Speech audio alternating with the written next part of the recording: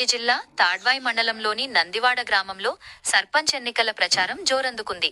బక్క గణేష్ తన హామీలతో ప్రజలను ఆకర్షిస్తున్నారు.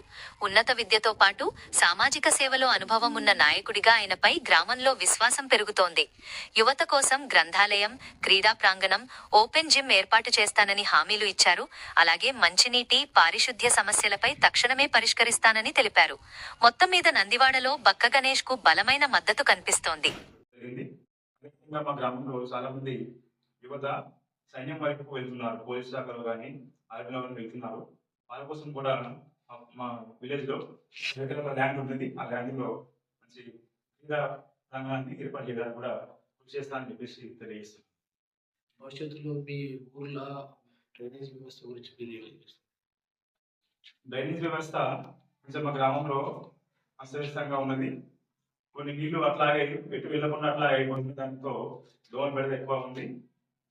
దానివల్ల మలేరియా, డెంగ్యూ లాంటివి వ్యాధులు ప్రబలుతున్నాయి. కాబట్టి అట్లాంటివి ఏం లేకుండా ఎప్పటికప్పుడు డ్రైనేజ్ వ్యవస్థను దీనికి వస్తానని చెప్పేసి తెలియజేస్తున్నాను. అదేవిధంగా ఎక్కడైతే ఏ వార్డులో అయితే డ్రైనేజ్ వ్యవస్థ లేదో అక్కడ కొత్తగా నిర్మిస్తానని చెప్పేసి తెలియజేస్తున్నాను. స్ట్రీట్ లైట్లు, సీసీ కెమెరా,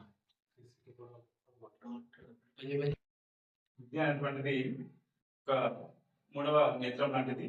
విద్య లేకపోతే ఇంత పశువులాగా ఉంటాడు మనిషి. కాబట్టి అందరూ కూడా విద్యను అందిపుచ్చుకోవాలి. ఇంత విద్య చదువుతూ ఉంటే ఒక మనిషి అటువంటిది నిత్య విద్యార్థిగా ఉంటేనే అతనికి జ్ఞానం అనేది పెరుగుతుంటుంది. కాబట్టి ఈ నిత్య విద్య అందించడం కోసమే మా గ్రామంలో విద్య గ్రంథాలయం ఏర్పాటు చేయడం జరిగింది. దాంట్లోకి రకరకాల పుస్తకాలు, ఇంగ్లీష్ పుస్తకాలు కానీ, తెలుగు రకాల పుస్తకాలు కానీ, ఇంకా వేరే భాషలో పుస్తకాలు కూడా అన్ని రకాల పోటీ పరీక్షల కోసం పుస్తకాలు తెప్పించడానికి ఎమ్మెల్యే గారి ద్వారా సహాయం చేస్తాం. వైద్యం మీద మాట్లాడవచ్చు. వైద్యం అనేటువంటిది మా విలేజ్ గ్రామంలో పిఎస్సి సెంటర్ అనేది ఒక 2 కిలోమీటర్ల దూరంలో ఉన్నది. దీనివల్ల ప్రజలు ఇబ్బంది పడుతున్నారు. మా గ్రామంలో మినీ పిఎస్సి ఏర్పాటు చేయాలని చెప్పేసి గవర్నమెంట్ మేము ప్రపోజ్ చేస్తున్నాము.